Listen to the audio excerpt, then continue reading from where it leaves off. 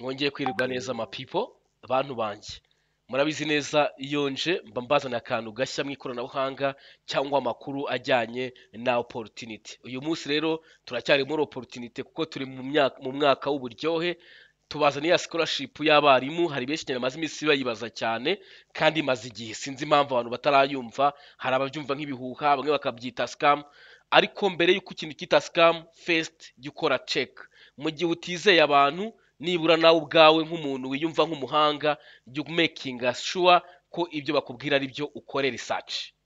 Turi kumwe rero. Scholarship y'abarimu iza buri mwaka, ni scholarship igenerwa abarimu bari mu kazi, bayita in service teacher scholarship, abarimu bari mu kazi. Iyo scholarship rero itangwa na REB ku bufatanye na HEC, bakiga muri kaminuza y'u Rwanda ishami ry'uburezi. Simvuga byinshi n'umunwa wanjye, ahubwo turafatanya gusoma ibiri mu itangazo riri official. Aha mubona ndi ni kuri website ya REB cyangwa urubuga rwa REB ishyiraho amatangazo cyangwa ishyiraho inkuru zose zigendanye na gahunda yayo nka REB.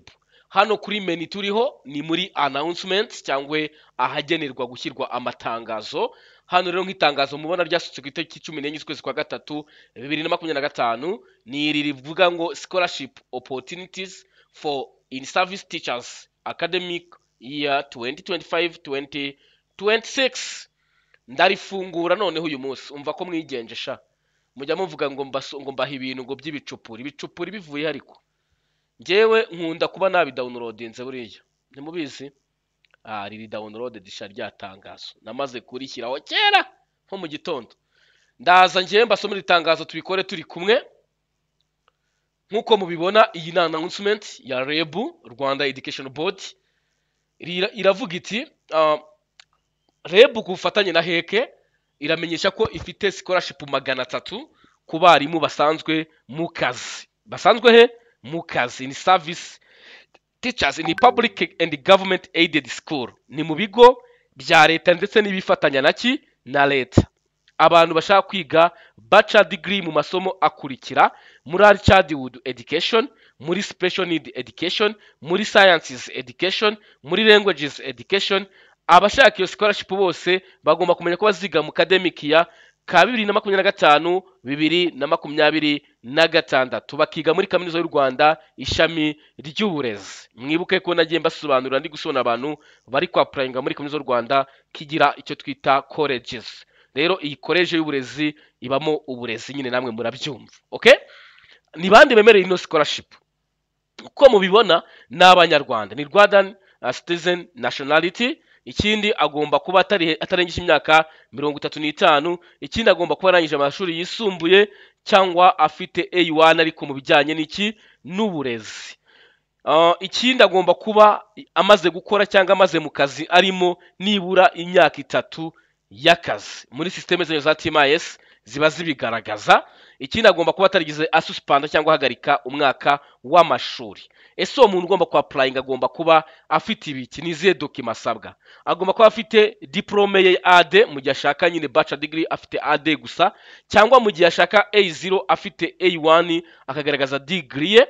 Ikindi agomba kuba afite academic transcript ku muntu ufite A1, undi akagaragaza result slip ku muntu ufite A2. Ku bantu batabonye result slip, turi kubafasha kugira ngo ubone confirmation of result, niyo ikoreshwa isimbura result slip. Nta kindi usabwa, ni uko ufite ibaruwa wandikiwe n'ikigo cyawe, ubwo ndavuga TTC.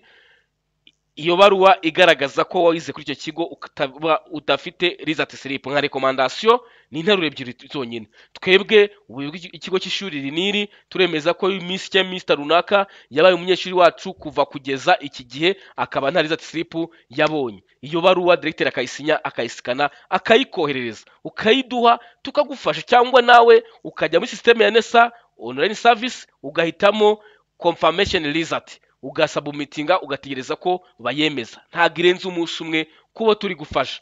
Nyuma y'iyi video ejo cyangwa ejo bundi murabona indi video igaragaza uburyo wayisabira mu gihe udagiye kwa kundi muntu ngagufashe, wowe ufite ibikoresho byawe n'umwanya wawe. Numara kubona ibi bintu result slip transcript, harabasigaye letter of appointment, ibaruwa ikujyana mu kazi. Ubwo ni ibaruwa ya Burundi, urabyumva ka memo. Nurangiza ibyo urazana amanota y'imihigo y'umwaka wa 2023-2024. page ya mbere iriho umyirondoro na page ya nyuma iriho amanota isinyweho na karere. Hano rero hari itangazo rya REB ryasohotse ku bantu bakora mu bigo by'abihaye Imana mbese byegamiye ku madini, izasinywaho na directeur ndetse n'umukuru w'idini nyine, ubwo ni padiri mukuru cyangwa musenyeri uzasinyaho, ubwo ni umuntu wungirije directeur w'ikigo cy'ishuri. Nako sorry, uwo directeur yungirije ni uzagusinyira muri yo aided public school. Ku bantu rero bo bakora muri leta muzajya kwa SCI basinyirwe na DD, ariko nabonye bavuga ko abaade basinywa na SCI gusa nta kibazo, ariko ku ba 0 bakaba basinyirwa na DD, sorry kuba A1 sorry bakaba basinyirwa na DD. Murabyumva? Abashaka A0 bafite A1 bakora mu bigo bya leta pire bazasinyirwa na DD. Ku bantu bafite A2 bakora mu bigo bya leta bazasinyirwa na SCI, ubwo ni inspector w'uburezi urwego rw'umurenge. Ku bantu bakorera mu bigo byegamiye ku madini mbese ni ibigo bifitanye na leta ariko byegamiye ku madini bazasinywa na directeur ndetse n'umuntu nyine ubanziza directeur, ugashobora kuba ari musenyeri cyangwa padiri mukuru cyangwa nyine undi muntu wungirije uhagarariye iryo dini wegamiyeho nk'ikigo cy'ishuri. Iyi ni imihigo. Okay, kwa applying rero bizarangira bitangije itariki 28, hasigaye iminsi 8 gusa. Wowe utarapplyinga aya mahirwe nureba nabi azagucika, kandi Jonas yabivuze inshuro nyinshi mu mwito umusazi, siko mwanyitaga, none dore amatariki aragiye. Okay, twihuta cyane. Iyi ni system y'uburyo ba applyinga rero, nicyo bita handout ya guide rero agaragaza ko ari guca muri TMS yawe, tms.reb.rawa, warangiza mu gihe nta password ukanda forget password, ugashyiramo email cyangwa telefone yawe, ukakira message irimo password, ugakora login. Umaze gukora login rero ujya ahantu handitse scholarship muri menu zawe, warangiza bagahita baguha ahantu hameze gutyo ugakanda apply for scholarship. Wasoza hasi baguha imyirondoro wuzuzamo, ariko bakamaza kwereka nimba wemerewe kwa applying.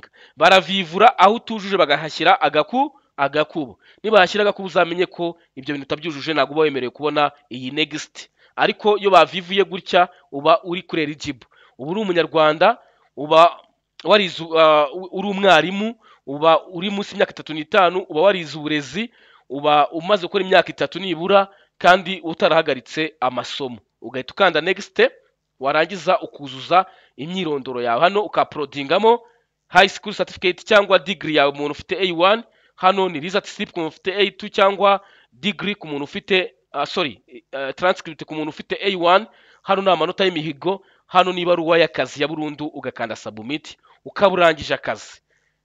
Aka kantu si keza mwarimu rero, ndabizi ko aya mahirwe n'ayawe kandi ni wewe yaziye, ugomba kuyabyaza umusaruro, kuko aha ukomeza guhembwa kandi uri ku ishuri, uri no kurangiza amashuri yawe. Nkiri hano ndakomeza mbaha sample, kuko ngiye kwa applyingira umukiriya bene wanyu wo mubana wo mwirirwana. Ndajya muri konte ye nihuse cyane kugira ngo mbafashe namwe mubone uko turi bwuzuze. Njya handitse scholarship, nkihinjira hano barama apply for scholarship nkuko nabiberetse, mpakande banyereke ko ibintu byose abyujuje. Nimara kubona ko abyujuje nze nkande kuri next, nindangiza hano mitemo ikigo cy'ishuri yagize ate yizeho. Ubwo nibyo yize naho yize. Turi kumwe? Uyu muntu rero yizehe niho ngiye kureba, ntago mpababwira, ndajya kuyirebera njyewe ndahafite. Muri hangana mu gihe ngiye kureba data zigomba kujya hariya, nawe ugomba kuzipanga ukazireba neza kugira ngo udakoramo ikosa iryo ari ryo ryose, sibyo? Birambabaza mbonye umuntu rwose yakoze amafuti. Oya, nta muntu w'umugabo gukora amafuti, ndabarahiye. Gukora amafuti ni amanyanga tu, kuko ibintu tuba twabivuze kenshi, tuba twabibaganirije, tuba twabiberetse. Hakubundi ukora amafuti ute? Ibintu kuba bisobanutse. Hano uyu muntu wanje yize ku kiye kigo TTC Mwezi. Okay, nindangiza ibyo yize, wize iki inshuti yanjye? Yize Richard Wood, yize isi. Hano ni igihe yarangirije amasomo ye. Yarangije ryari ramabimkiye mwebwe? Ntabwo uyu muntu mwiganye mukamutari kubimbwira. 2017 disi niho yarangije.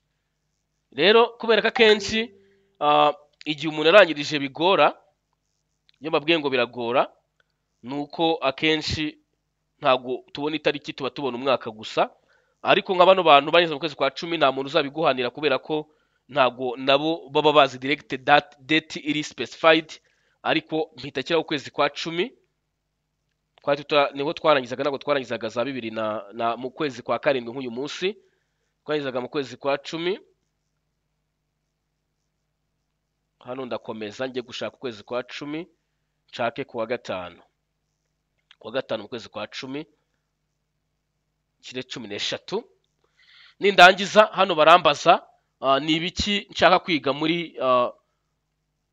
muri bachelor degree. Uyu muntu agomba kwiga ari childhood cyangwa special need. Icyo gihe biba bigusaba ngo umanze umenye ngo wakiga iki, ariko ntabwo namutiramo special need n'ubundi kuko uyu muntu twavuganye ko agomba kwiga ari childhood kuko nibyo yize, bahita bahuza nyine n'ibyo wize, ntabwo bapfa kuguha ibyo utize.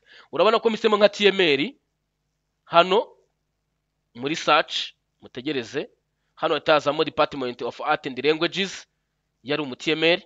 Ubu misemo wenda ko ari Science Education, hano bahita bampa ibintu bya Department of Science cyangwa Mathematics and Computer Science Education. Ubwo misemo nk'umuntu wize indimi Language Education, niwe nayimvuyeho sorry, nk'umuntu wize NP nguyu ndamuhitamo nze ndebe umu NP we bamwemera hafi ibintu byose biri muri systeme kubera ko murabizi umu NP byose aba yarabyize. Ubwo misemo ECRPE, murabona ko nawe muha ari childhood cyangwa special need. Umuntu wanjye yize ECE rero ndahitamo icyo bita ari childhood. Nindangiza hano ngiye kwa uploadinga bya bintu byose we yagize afite ni A1 cyangwa A2, we afite A2. Ndaza nyirebe ngiyi ni diplome, hano ni transcript cyangwa result slip, ni confirmation of result niyo afite ngiyi. Hano na amanota page ya mbere ni ya nyuma ni performance. Hano ni appointment letter, ibaruwa ya burundu ngiyi. Nindangiza nkande submit. Sibira ibi ni ibintu byakunanira, ibintu toto. Bino bintu bikunda gutindamo kubera upload. Uyu muntu amaze gukora application yibaye successful. Ushaka rero gukora nka edit, murabona ko hano ushobora kuza editinga. Bushize narabikoraga document ariko zo zabaye edit, ariko hano iyo hashize nk'umunsi umwe edit irakunda, nimugire ikibazo. Nk'umunsi umwe ushobora kuza editinga, ntuzagira ikibazo ko wenda nubisaba meetinga bizananirana, ariko edit iremera rwose, don't worry. Ariko ikiza jya applyinga umaze guhuza dosiye zose bamaze kugira ute kuzibona. Iyo umaze ku applyinga rero ubu ufite screen imeze gutya, urabona ni muri ya scholarship yacu niho wayibonye. Nurangiza wowe wisubirire muri systeme yawe, ugira ute ukore log out, uburangije akazi kawe. Ubutaha utegereze ko bazaguha SMS ko wabaye selected, uzajya kuri next step. Rwanda ruraryoshye, ubu rwabaye amavuta, ubu bintu byararyoshye kabisa. Ubu nta kintu na kimwe mu Rwanda gisigaye gikomeye kuko ibintu byose bisigaye bikorwa online wicaye mu rugo ukabisaba meetinga. Niyo mpamvu rero utagomba kwibagirwa gukanda subscribe kuri ino YouTube channel yacu kugira ngo igihe cyose dushyizeho video uyibonere igihe. Ntujye unanirwa ibintu byo kwikorera ibintu ku gihe, kumenya gahunda z'ikoranabuhanga, ibikoresho bigezweho by'ikoranabuhanga n'ibindi bitandukanye, kuko hano kuri Mbicoco byose tuba tubigufitiye. Kanda subscribe rero ukande n'inzige yimenyekanisha kugira igihe cyose dushyizeho video uyibonere igihe kandi uyibone mu ba mbere. Mukomeze mugira amahirwe masa mwese muri kugeza amahirwe atandukanye, haba ari yo kwiga n'ay'akazi, kuko iyi si ryoshye ni iyanyu kandi ibiryoshye byose ni ibyanyu. Imbere ni heza kurusha uyu munsi.